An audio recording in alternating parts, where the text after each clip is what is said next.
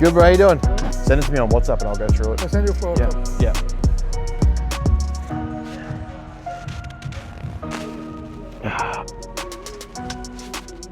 What is up, YouTube? All right, guys. We are the 3rd of April. Yeah, 3rd of April. My birthday, 19 days. I don't know when this comes out, but 19 days my birthday. Alrighty, so coming into April now, still in our deficit phase. Still gonna finish this off till everyone else has finished comps and we figure out decisions after that. I was hoping Tom was gonna be here today to look over his posing, but it appears he is not because he's a big pussy. So we've got a leg day today. Again, we're running more of a top set back off model for our primary lifts and then volumizing the rest of the session after that. Looking at some B stance RDLs. What else do we have in there? That's a good question. I also forgot my phone this morning, so my program I'm waiting for Brooklyn to bring back. So absolutely crushing it and well and truly on point. But yeah, we've got a leg session. There's gonna be a bunch of stuff in there, obviously. We'll run this program now for at least a couple months. Then we'll figure out what happens after I decide to stop dieting and get leaner. Interesting turn of events this week. Pulled down food because weight was kind of holding around the 96.5 mark. But bowel movements have slowed down, so even while I pulled down food, I'm holding the same weight, which has been very uncomfortable. So nice little stress bump there for us, probably impacting things, so we'll address that as it goes. Make some adjustments, probably put some sort of like extra psyllium husk in there in the diet, some dates, some fruit to kind of help speed that up. What else happened this week? No, really, we're just in the training at the moment, trying to finish this off, focusing on Tom, focusing on the guys in prep, and just cracking through our training while we go back to uni and get everything done. So we're right around the time now we'll start preparing for our trip to America, start planning that out, make sure we get that squared away with what the trip looks like, how that goes, what we do, workshops and things like that. But yeah, for now, focusing on leg day. Done most of our warm-ups already, and we'll start getting cranked into, yeah, it's more of a hamstring dominant session. So yeah, let's do that.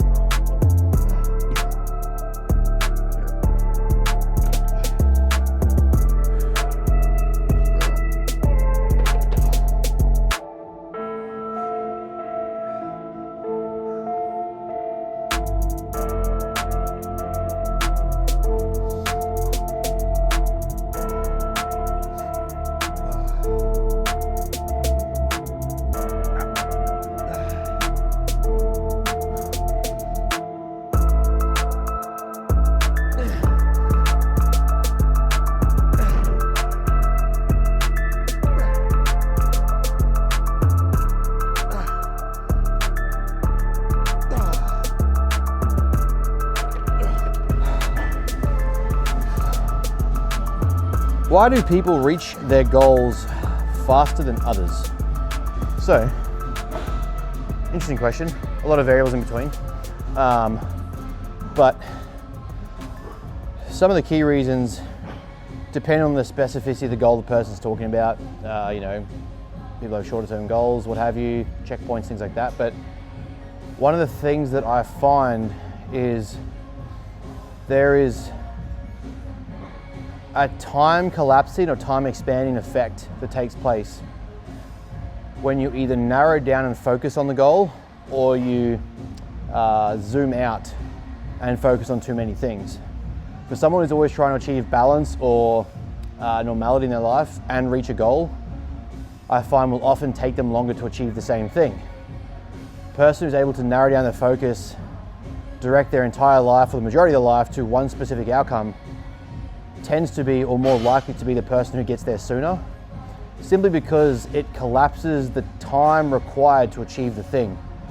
If you're basing your ability to reach a goal on someone who lives an average life, a normal life, that has balance on their weekends, during the week, doesn't work overtime, gets their sleep in, isn't doing any extra work, goes out on weekends, then you are going to look at the duration it requires to achieve the goal longer. If you're someone who simply narrows down and works on that very specific topic or that very specific field for as long as possible, as long as needed, but as directly as needed, you're going to generally get there faster and sooner. It's simply how time, effort, and efficiency works. The more you're able to dedicate to one specific thing, the better you're going to master it, the more efficient you're going to be, the more proficient you're going to be, the better you're able to achieve that specific outcome. It just means you have to sacrifice a lot of other things, and that's where the critical distinction is. A lot of people don't want to sacrifice those things, and that's where the extension in time starts to come into play.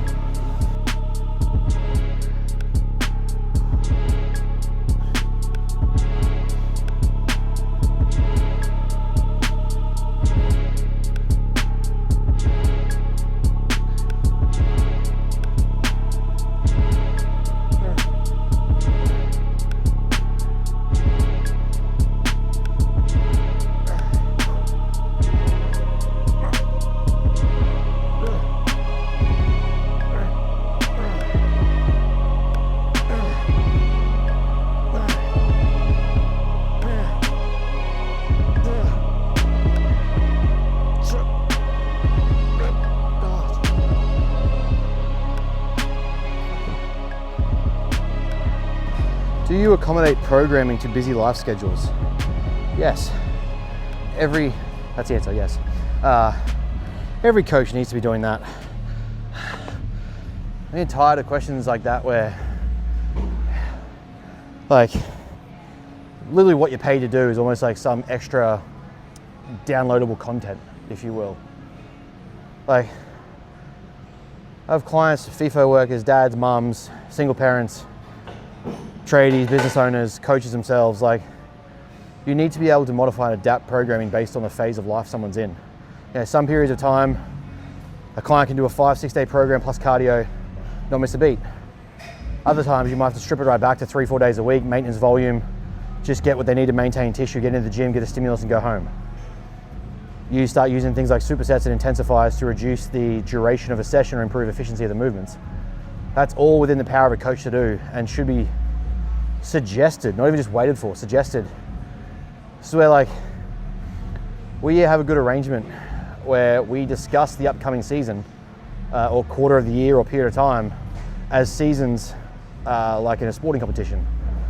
Right now this is uni and coaching season. My prep got put on hold, so right now it's all about study, business and clients. So knowing that's the case, my program itself is a lot more efficient right now, top sets, back offs, things like that, so we can get into work, get home, get done. Having that ability with your client is almost key to them succeeding. If you write a 6-day program for someone who can only go to the gym 3 days a week, you are literally setting them up for failure. Makes them feel worse, decreases motivation, they don't feel competent, they don't feel like they have agency or control in their life, they don't feel like they're moving in the right direction, and that is literally the complete opposite of how we want to build motivation and self-determination. So considering what the client needs and aligning that with their programming is almost the bare minimum of coaching. So yeah, we generally accommodate and work with people to consider their busy life schedule and then work with them to improve the systems to enhance their efficiency. So if I can say find an extra half an hour in your day for a multi-stacking of tasks or something like that to increase the amount of time you have available, might mean you can then meal prep, might mean that you can get some extra time at the gym, you might have room to do cardio. But we learn that over time by working together to figure out where the inefficiency leaks are in your life and make them better. So that's where coaching's supposed to be. Otherwise you're just literally prescribing sets and reps and that's the end of your job, which is not coaching. You're a prescription model. So yeah, obviously a touch point for me apparently.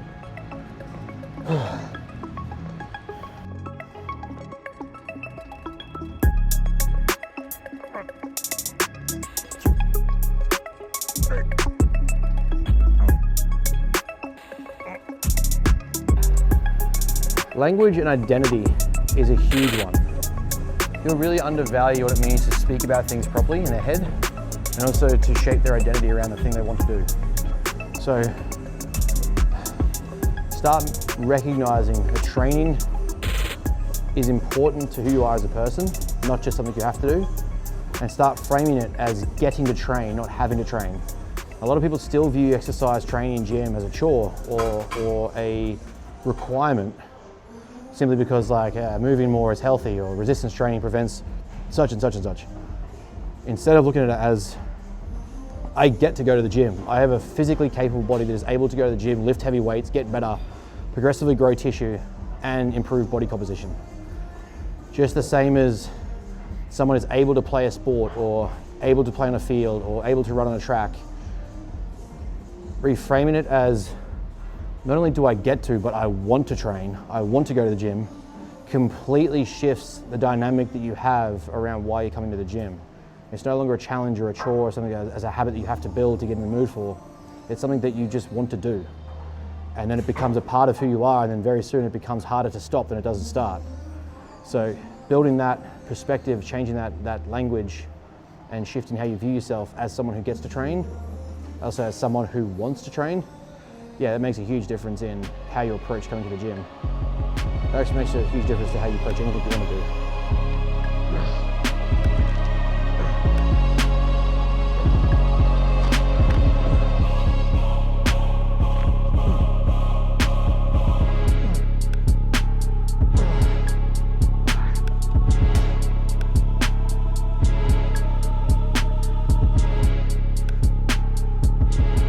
How can you weaponize self-doubt for success?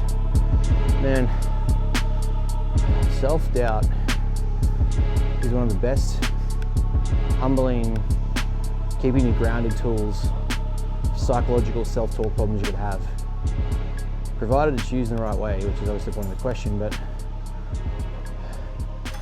self-doubt is almost essential until you develop the prerequisites to have self-confidence. So looking at what you're doing as not being good enough, looking at what you're doing as can be better, looking at what you're doing as something you need to improve. It's a great way to audit what you're putting out, your work, how effective it is, how accurate it is, how right it is. It's not perfection, it's not imposter syndrome, it's not perfectionism, but to a degree having self-doubt enough where you know that you aren't perfect and can therefore improve. You set it up as a growth mindset approach and look at it as, I know this isn't perfect yet, but if I keep working on it, if I keep working at it, I'm going to get better. And eventually that self-doubt, through sheer repetition and results, provided it's working in the right direction, becomes self-confidence. You put the numbers on the board, you start to look up at those numbers and realize that you're getting things done, you're improving, and that starts to build momentum, and then all of a sudden self-doubt becomes self-confidence. So I feel like you should always have a degree of self-doubt. It's not to say that you shouldn't hand out your work or finish or submit your work or get it done, but having a degree of self-doubt where, hey, next time this could be better, how do we do it? Next time this wasn't perfect, how do I make it better? I know my squat isn't 100% clean, how could I have improved efficiency? How could I have improved my lifts? How could I have improved my adherence to my diet? That usually starts to lead towards the development of confidence in what you're doing, and then you just continue to spiral that upwards every time you level up and get to a new level.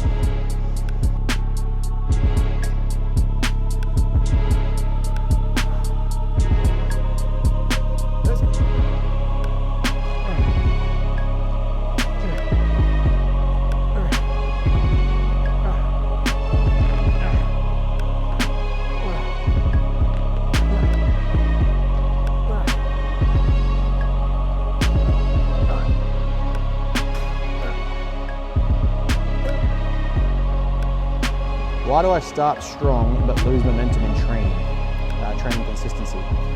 A lot of the time this happens because people really struggle with anchoring their goals to something more internal, intrinsic, than just wanting to drop some body fat. As I was talking about previously, shaping your identity around someone who does things, who gets things done, who sees things through, is important when it comes to building a fitness or health lifestyle.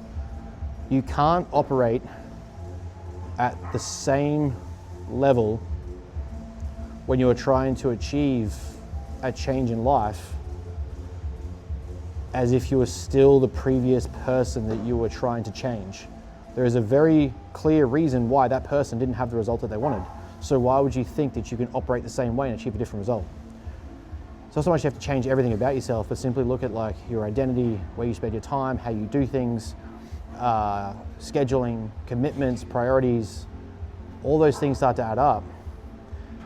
And so if you aren't connecting yourself to a real identity change, you aren't connecting yourself to a real emotional anchors like the greater intrinsic reasons for a goal, it's going to be hard to sustain the effort and intensity that is required to get there. And a lot of the time people go balls to the walls, 0 to 100 real quick, and then wonder why they phase out, fiddle out, and lose all sorts of energy, effort, and momentum.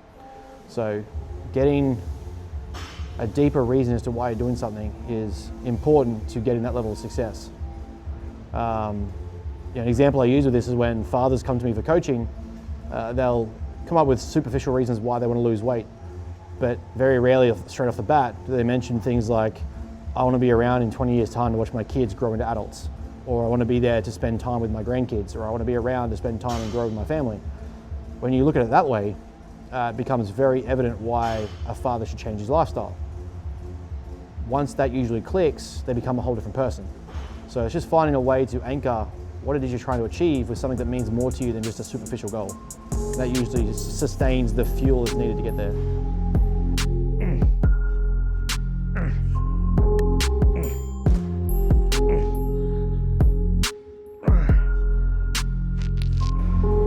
So, with your training, progression models do not need to be complicated. Yeah, if you're an advanced level, you start looking at things like clusters, supersets, intensifiers, length and partial ranges and things like that, working in different lengths of the muscle. But general single metric progressions mean you're only improving one thing a week. Micro progress your weights, provided you're working an RIR of 0 to 1, 0 to 2. So last week, for those 3 sets, after already doing RDLs, I did, it was 87.5 last week. The additional loader has 2.5 on it as a metric, as an option. So all I did is take up to 90 kilos. That was a lot closer to maintaining a 0 to 2 RIR. I don't believe I would have got full form, full range of motion on those last contractions. So to me, that's pretty close as a proxy to failure. Next week, I'll probably up it again, 2.5. And it's going to keep going that way until I hit that resistance point where I've got to stagnate my weeks. I might only get an extra rep. This week I managed to get an extra 2 on an increase of 2.5 kilos, so that's good. But usually what I'll do is just single metric progression. So simplify your training. A, it means you have a longer runway of doing things, but B, just keeps it simple, easy to progress, easy to keep motivated, and just train hard to a proximity of failure. And most of those progression metrics will work to improve, like overall, as progressive overload metrics to hypertrophy.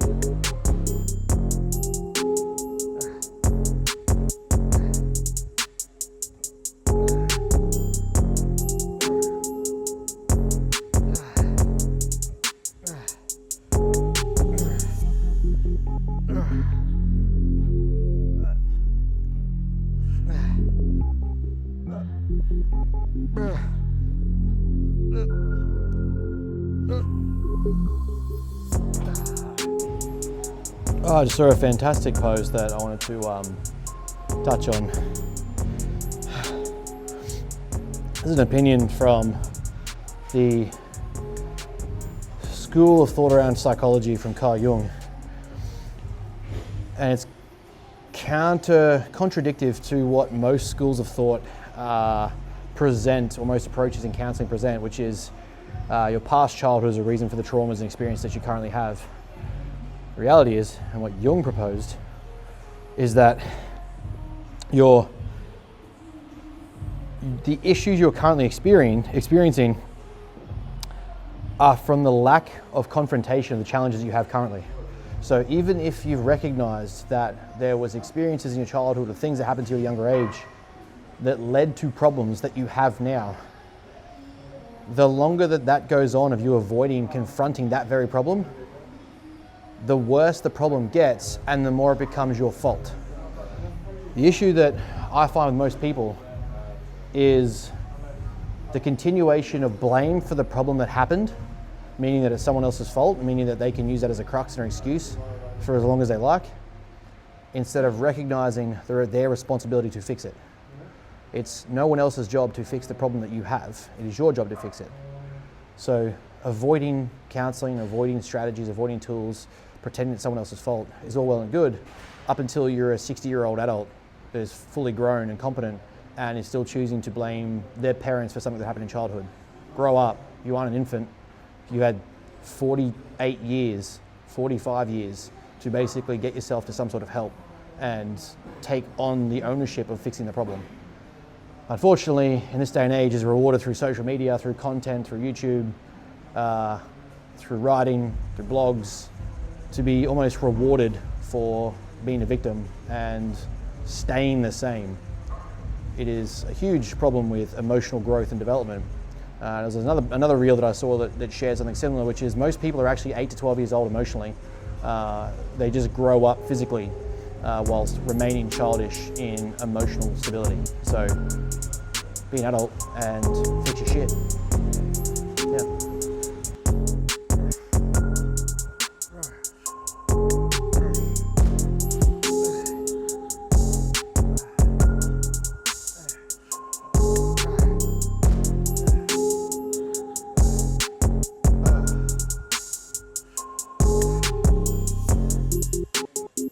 How often do athletes self-sabotage on game day? Well, it depends on athlete they're referring to. We're talking bodybuilding, talking field sports, track sports. But a lot of the time, self-sabotage in this instance usually comes in the form of negative self-talk or self-doubt, self-defeat, that then prevents them from locking in mentally and being as switched on as they can be. For bodybuilding athletes, for physique athletes, self-sabotage on game day usually starts weeks prior, whether they think they're not going to make it or they're not going to look their best, they're not going to be as competitive or someone else is better. They'll start to spiral the self-talk downwards and become very negative. Suddenly it becomes okay to sleep a little bit less or eat that little bit extra food, miss steps by a little bit. Those things where it's suddenly okay because you've rationalized in your head that you're probably not going to win, not going to take out the show, so it's not that big of a deal. And they'll start to downplay the severity of what the effort that they put in. On game days specifically, a lot of people, those little micro self-sabotages, if you will, like the extra bit of food or not following the coach's plan exactly to a T because it's like a few grams off or a half a mil off or a few liters off, whatever it is. Those things that don't seem trivial that add up to big percentages across the day. I wouldn't say it's super frequent, but it's enough that it warrants the thought. And that leads to me asking questions like, what is the reason for that self-doubt? What is the reason for that self-defeating behavior? And usually, one of the things I find around this is the difference between excitement and anxiety is knowing whether or not you've done the work.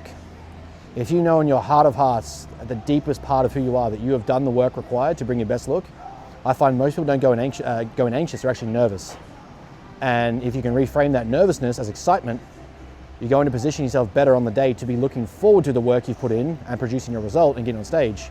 You'll be less likely to defeat yourself and create these scenarios that construct problems that prevent your best from getting up on stage. Even in the physique realm, just the idea of thinking negatively about yourself or stressing about other competitors or looking at other physiques it heightens and enhances the stress response beyond optimal arousal and starts becoming a negative feedback loop for your entire system. So self-sabotage on a show day can look as simple as overstressing because you're now concerned out of nowhere with suddenly other competitors or what other people look like. You know you brought your best package, you know you brought your best physique. Let the judging be judged and just focus on the fact that you brought your absolute best, and that's all you can do. And that will take a lot of problems away from the idea of sabotaging yourself. If you look specifically from this angle, I almost have calves. Almost, not quite.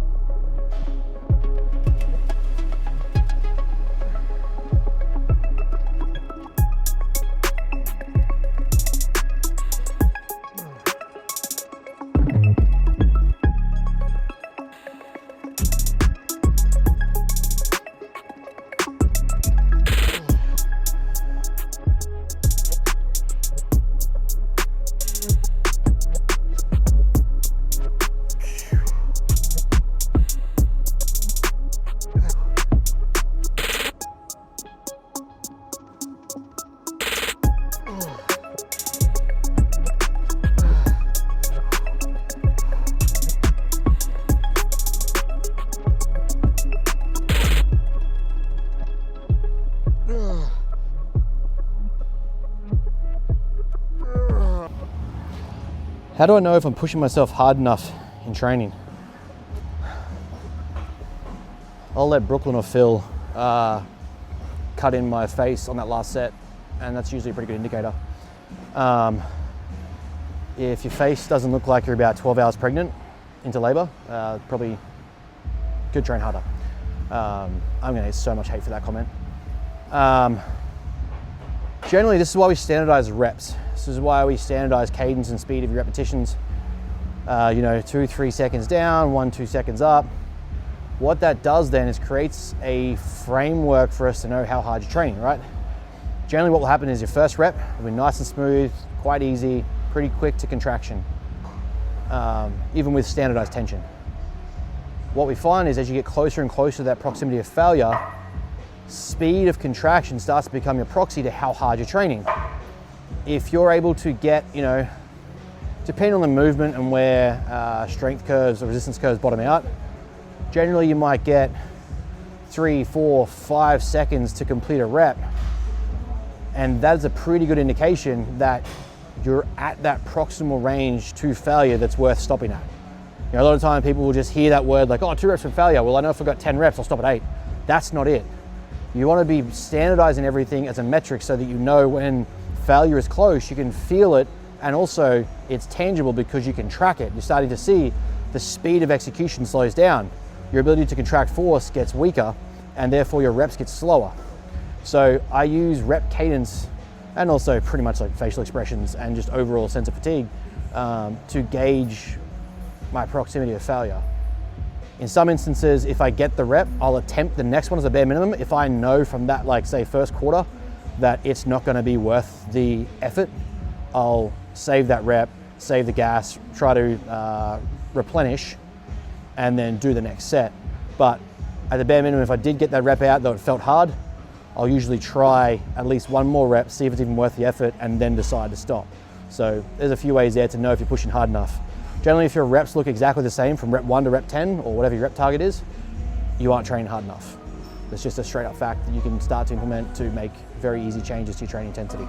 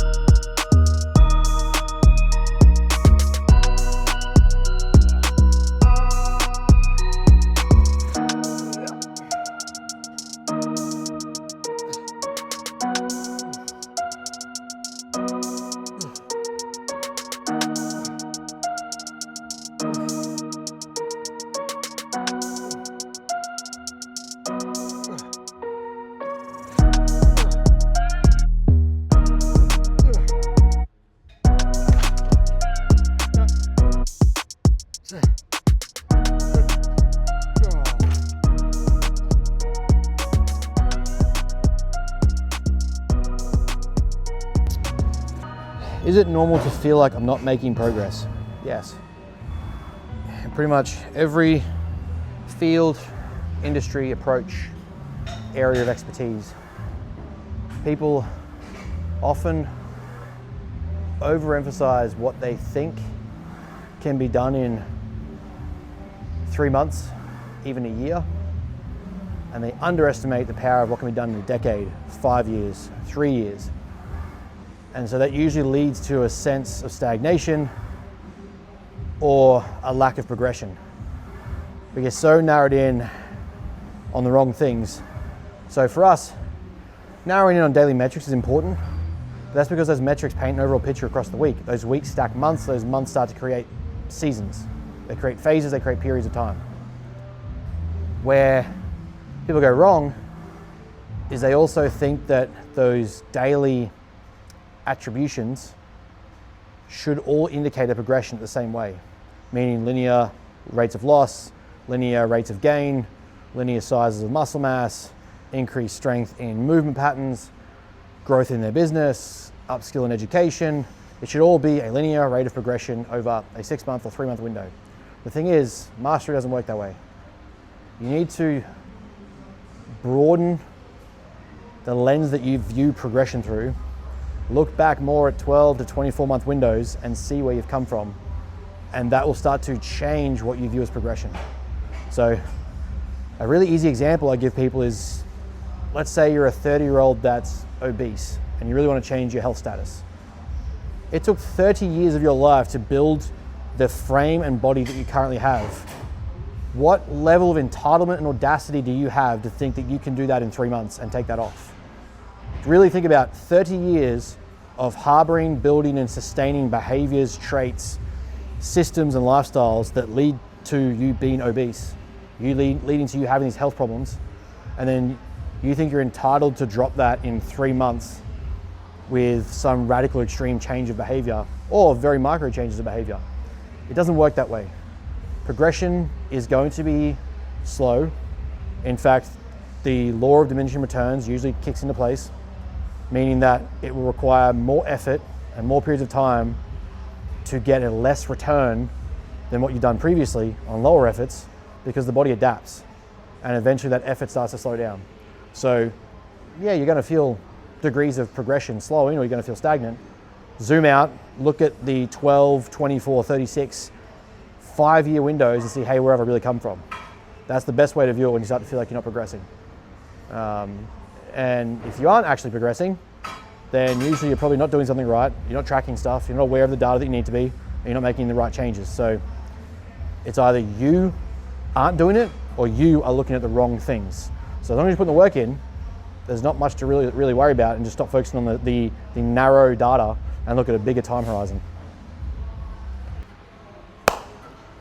Alrighty guys, that is leg day 1 of April done and dusted. We're back with another vlog in a couple of weeks' time. Make sure you are subscribing, follow along with everything that's happening. There's a lot going on this year. Some drastic changes to the business in good ways, but a lot of things coming up, a lot of things are happening. Make sure you subscribe to the YouTube, podcast channels, our email list, stay up to date with our EDMs. We have things like the Matter micro lessons coming out now, very small snippets of information with actionable takeaways. The Matter Institute is getting more and more content. All these things are growing and expanding, and we're trying to put out for you guys, so make sure you follow, subscribe, come along for the journey. And if you are interested in coaching, spots are now definitely available. Preps we're looking in for next year, well into season B for next year. So make sure you are getting ahead of your prep season so we can actually make genuine progress and get your body in the right position to where it needs to be. Otherwise, that is it for us. And yeah, make sure you follow along for the next one.